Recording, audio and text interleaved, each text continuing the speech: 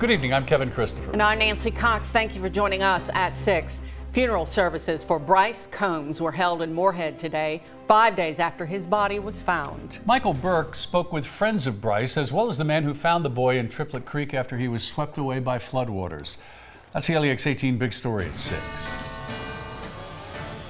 And he was just a precious child. A community mourns together as 9-year-old Bryce Combs is laid to rest. A longtime neighbor fondly recalls Bryce's visits to her home. And he would come running downstairs when they'd order pizza. And they'd say, Della, come and eat pizza with me. And I'd go upstairs and eat pizza with him. He was really a joy. That's one of the reasons finding his body after it was swept away in floodwaters was so important. Today's service provided closure 12 days after those fateful moments in Triplet Creek. Rescue workers and volunteers from around the region spent a week searching the area, but it was Albert Kidd who made the discovery last Sunday. Terrifying, tragic for me to find this body. But the good Lord's the one sent me to do it. I was at work and he come to me and he guided me all the way to finding Bryce. Mr. Kidd served as one of Bryce's pallbearers today. He was visibly shaken, has been since last weekend. But to him, it's worth it. To see the happiness of him being found really helped me a lot. Helped him, helped everyone start the healing process, even if that takes a lifetime. Yeah, I loved him very much. I'm going to miss him. At the very least, they will know he's resting in peace. Covering the news in Rowan County, Michael Burke, LEX 18 News. Following this morning's service, Bryce was laid to rest at Brown Cemetery, also in Rowan County.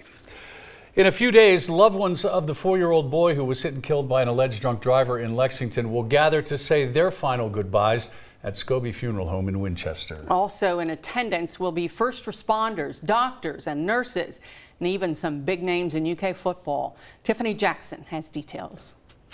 Just 2 days after Coach Mark Stoops and his players take on Mississippi State here at Kroger Field, the team will be in Winchester, serving as honorary pallbearers for the funeral of 4-year-old Marco Shimwell. Marco is the young boy who was hit by a car driven by alleged drunk driver and UK freshman Jacob Heil. It happened this past Saturday while Marco was walking with his father on Cooper Drive, not far from Kroger Field, where UK was playing Murray State. Marco died from his injuries 2 days later. The tragedy devastated the community and caught the attention of UK football coach Mark Stoops. On Tuesday, Stoops tweeted in part, quote, "It is hard to put into words the hurt we feel in our hearts, and our prayers and deepest condolences are with the Shimwell family and all affected by this tragedy," end quote. The football team will be joined by other honorary pallbearers, including UK police officers, UK hospital and pediatric ICU team members, and other first responders. Visitation will be held on Sunday from 4:30 to 8:30 p.m., and Marco's funeral will begin at noon on Monday, September 24th. Covering the news in Lexington from the LEX 18 Mobile Newsroom, back to you. UK Athletics announced this morning there will be a moment of silence in honor of Marco before the national anthem at tomorrow night's game. Emergency crews flew a construction worker to the hospital after he fell off a bridge in Anderson County today. And that man is alive but seriously hurt. And as far as what happened, crews still aren't sure. LEX 18's Carolina Buchek has that story. All of the machines are off, the workers have left for the day, and construction work on this replacement bridge has come to a sudden stop today. And emergency leaders say that is because there was a construction worker up here earlier today when he accidentally fell off of this bridge all the way down into that creek. And now this may not seem like it is a very big drop, but they say this was a 14-foot fall. Crews still don't know what exactly happened, but they say one of the workers somehow fell and was seriously hurt. Well, any fall greater than 5 feet we get concerned with. It just depends on how you land, and obviously we don't know exactly how you landed. Emergency workers say it looked like the man hurt his legs and possibly even his head. So they wanted trauma doctors to take a look at him. And luckily, they were able to get him to the hospital quickly because a family nearby had the perfect spot along this typically narrow, winding road for a helicopter to land. The helicopter landed, and in the transit, the ambulances actually brought the patient. And crews will be out here later to figure out what exactly went wrong. They're going to try to figure out how to prevent other accidents so this construction project can go on. Covering the news in Anderson County from the LEX 18 Mobile Newsroom, back to you. High school Friday night, gee, dealing with rain again, as if that comes as any surprise. That's our Kentucky One Health weather bug camera from St. Joseph East, where the rain started about 5 minutes ago. You see the rain begin to accumulate there on the lens. So let's go to the Max Track Live Doppler, and this is how we've tracked this line of showers and thunderstorms. Nothing is severe with this at the moment, nor do we expect it to go that way at any time in the near future. Lewis County, then all the way down through, say, the Highway 68 corridor from Carlisle down to Paris, down to Lexington. There are pockets where there is some heavy rain mixing. They're right around Millersburg, right over Paris at this point. Come into Lexington, the rain now is just getting to the outer side of Man o' War on the southeast side. Continue to the southwest, not a whole lot going on there, but heavier rain also, say, out between Versailles Road and Harrodsburg Road. You look out to Anderson County, getting the rain out of there, but northern part of Mercer County now getting in on the rain. So here's the future track. There are your areas of rain. Again, pockets of heavier rain will come down with this during the evening. As we continue through the night, we look at more rain and thunder showers coming through the area. That'll be the case into your Saturday as well. Best chances of rain look to be tomorrow morning. I think we get a break middle of the day, and then rain chances will begin to increase again later in the day tomorrow, and especially tomorrow evening. We'll talk more about that. We are looking ahead also to your weekend and a change of seasons in a couple of minutes. Thank you, Bill.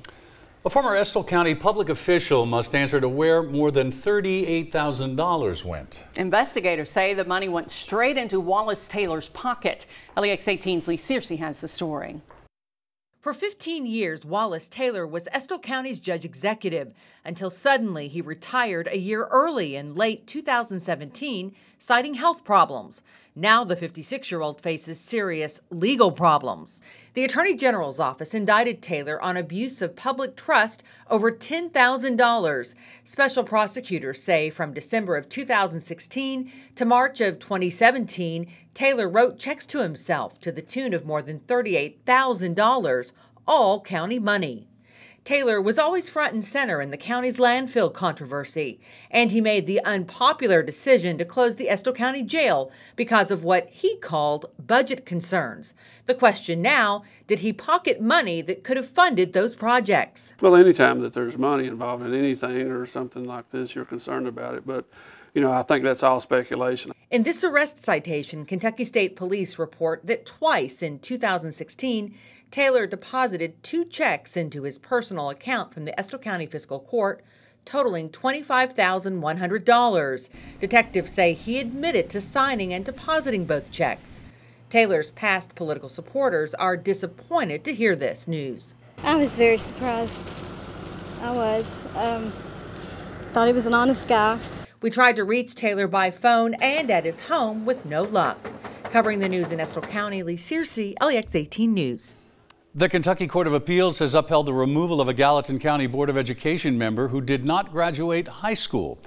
Chad Murray was reelected to the school board in 2016, despite questions raised about his education by Kentucky Attorney General Andy Beshear's office. The Attorney General asked Murray to resign in January since his diploma was invalid. Murray refused to resign, saying he graduated from a high school in Ohio. But when he couldn't come up with any proof, he was removed and the office was turned over to the court. The Anderson News reports union workers at Four Roses have ended their strike. September 7th, workers went on strike over labor differences. A meeting to work out a deal was held earlier today.